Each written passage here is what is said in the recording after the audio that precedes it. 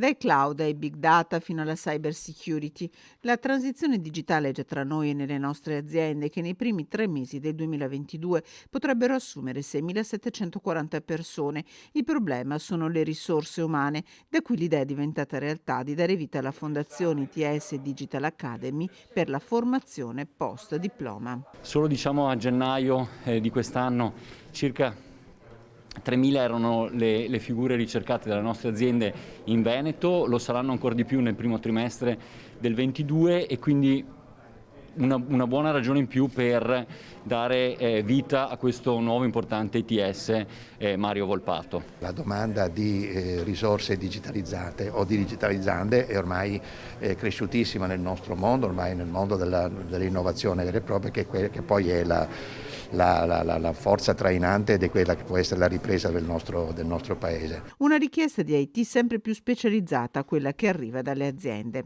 Formeremo i ragazzi, cercheremo di dargli una prospettiva, perché è importante nel momento in cui si formano dare una prospettiva. I ragazzi devono sapere all'inizio dove andranno a lavorare, possibilmente.